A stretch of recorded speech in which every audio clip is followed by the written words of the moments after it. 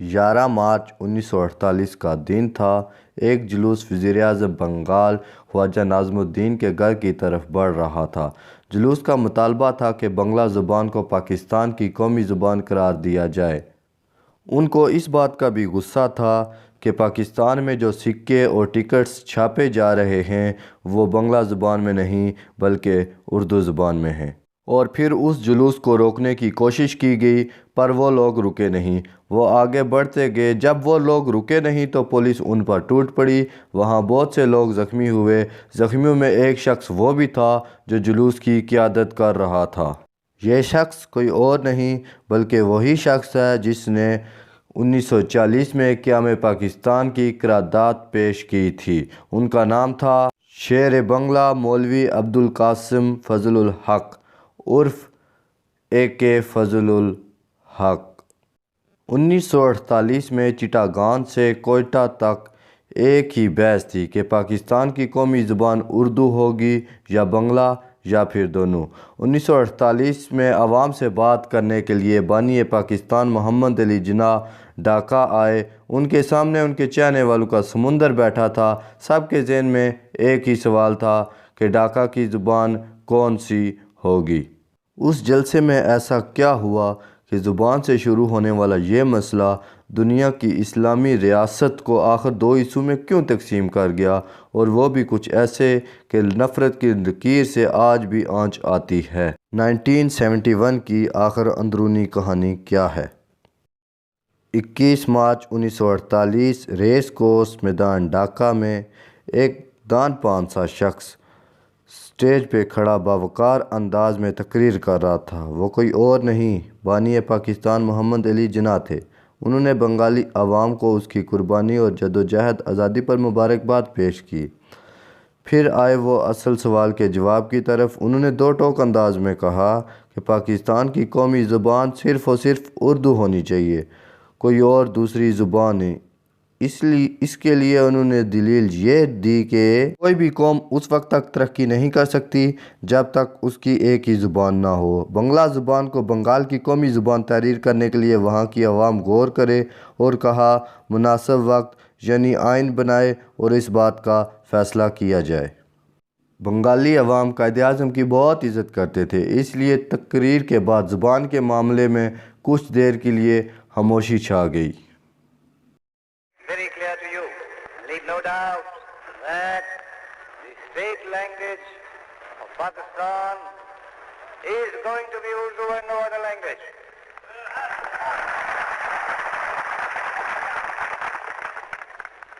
And anyone who tries to mislead you is really the enemy of Pakistan. Without a state language, no nation can remain tied up solidly together and work together. Look at the history. Every government has got to have some state language. Therefore, so far as the state language is concerned, Pakistan's state language shall be Urdu. لیکن جب 11 ستمبر کو قائد اعظم محمد علی جناح کی وفات ہوئی تو زبان کے معاملے کے جذبات اتنے بے قابو ہو گئے کہ 23 جون 1949 کو مشرقی بنگال کے رہنماؤں نے اپنی ایک الگ جماعت بنا لی۔ یہ پاکستان کی بانی جماعت مسلم لیگ کے مقابلے میں بنائی گئی تھی، جس کا نام عوامی مسلم لیگ رکھا گیا، اور بعد میں مسلم لفظ ہٹا کر صرف عوامی لیگ رکھ دیا گیا، کیونکہ بنگالی رہنما اپنی پارٹی کو سیکولر بنیادوں پر چلانا چاہتے تھے، مذہبی پر نہیں۔ اس جماعت کے پہلے صدر مولانا باشانی تھے۔ جوائنٹ سیکریٹریٹ میں ایک تحریک انصاف کے اسٹوڈنٹ رہنما بھی شامل تھے جن کا نام تھا شیخ مجیب الرحمان۔ شیخ مجیب الرحمان اس سے پہلے مسلم لیگ کی طلبہ جماعت MSF میں رہ چکے تھے۔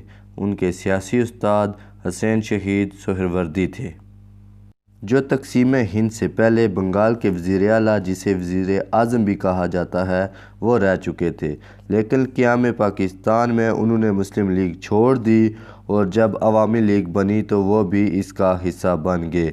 پھر عوامی لیگ اپنے پہلے ہی دن سے اپنے مقصد کے لیے جدوجہد شروع کر دی۔ لیکن 26 جنوری 1952 میں ایک بنگالی رہنما کے ایک بیان سے صورتحال بگڑ گئی۔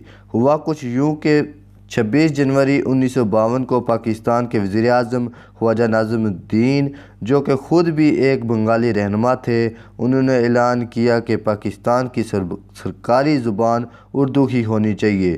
یہ اعلان اور اس اعلان کا وقت اس لیے اہم تھا کہ ان دنوں پاکستان کا آئین بن رہا تھا، جس وجہ سے زبان کا معاملہ حل کیا جانا تھا۔ عوامی لیگ اس اعلان سے سخت ناراض ہوئی۔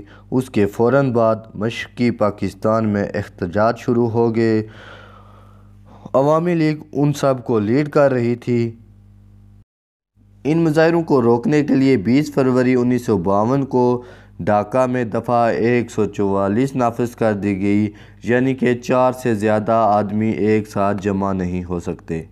لیکن ڈھاکہ کی یونیورسٹی کے طلباء نے یہ پابندی ماننے سے انکار کر دیا اور وہ 21 فروری 1952 کو سڑکوں پر نکل آئے۔ انہوں نے ٹریفک بلاک کر دی۔ وہ گاڑیوں کو زبردستی روکنے لگے اور جو نہ رکتے ان پر پتھراؤ کرتے۔ جب یہ روکنے کی کوشش کی گئی تو طلباء اور بھڑک گئے۔ اس لڑائی میں بہت سے پولیس والے زخمی ہوئے۔ اس موقع پر پولیس والوں نے طلباء کو روکنے کے لیے ان پر فائرنگ کر دی، جس پہ 5 طلباء اپنی جان کی بازی ہار گئے۔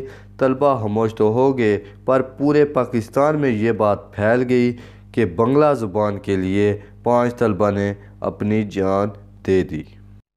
جب یہ خبر لوگوں تک پہنچی تو پہلے سے ناراض لوگ اور بھی غصے میں آ گئے۔ مشرقی پاکستان میں اگلے دن کا آغاز ہنگاموں سے ہوا۔ سکولوں اور کالجوں پر سے پاکستانی پرچم اتار لیا گیا۔ پولیس نے ایک بار پھر فائرنگ کر دی۔ سڑک پر ایک بار پھر لاشیں۔ اب شہر میں کرفیو نافذ کر دیا گیا تھا۔ فوج طلب کر لی گئی تھی۔ اب صورتحال ایسی تھی کہ ڈھاکہ میں کرفیو لگ جاتا، کبھی ہٹ جاتا، کبھی دن کو، کبھی رات کو۔ لیکن اس دوران عوامی لیگ کی ہڑتال جاری رہی۔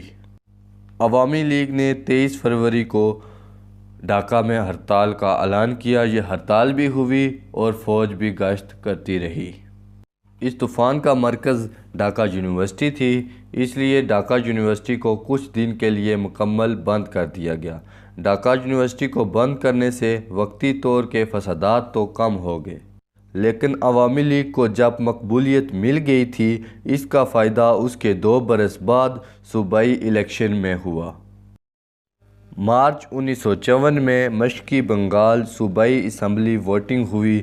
یہ پاکستان میں پہلے صوبائی الیکشن تھے اور نہ صرف مشرقی بنگال میں ہی ہو رہے تھے۔ ان الیکشن سے پہلے ظاہر ہے مسلم لیگ مقبول ترین جماعت تھی۔ اب اس کا مقابلہ عوامی لیگ کو کرنا تھا۔ عوامی لیگ اس مقابلے کے لیے پوری طرح تیار تھی۔ اس نے 3 دوسری بنگالی قوم پرست کے ساتھ مل کر ایک الیکشن الائنس بنایا، جسے جگتو فرنٹ کہتے تھے۔ اس اتحاد نے یہ الیکشن 21 مقاطی ایجنڈے کی بنیاد پر لڑنے کا اعلان کیا۔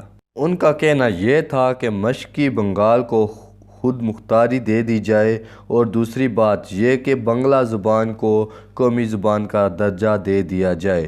جگتو فرنٹ کی قیادت کر رہے تھے شیر بنگلہ اے.کے. فضل الحق۔ 9 اور 11 مارچ کو ووٹنگ ہوئی۔ اس کا نتیجہ حیران کرنے والا تھا۔ جگتو فرنٹ کو 97% اور اس کے مقابلے میں مسلم لیگ کو مشرقی پاکستان سے صرف 3% ووٹ ملے تھے۔ مسلم لیگ کے لیے یہ ایک بڑی ہار تھی۔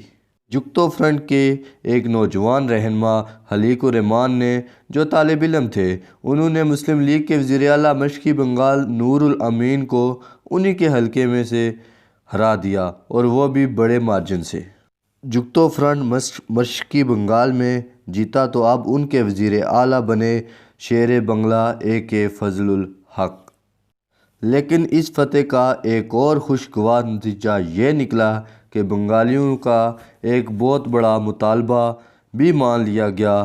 وہ مطالبہ پورا ہو گیا اور وہ 19 اپریل 1954 کو پاکستان کی اسمبلی، وہ اسمبلی جس نے آئین بنانا تھا، اس نے اردو کے ساتھ بنگالی زبان کو بھی قومی زبان قرار دے دیا گیا۔ عوامی لیگ کی یہ دوسری سب سے بڑی جیت تھی، لیکن مشرقی بنگال کو خود مختاری کا مطالبہ جو تھا وہ ابھی راستے میں تھا۔ لیکن جگتو فرنٹ کے وزیر اعلیٰ AK فضل الحق پہ الزام لگایا گیا کہ وہ غدار ہیں۔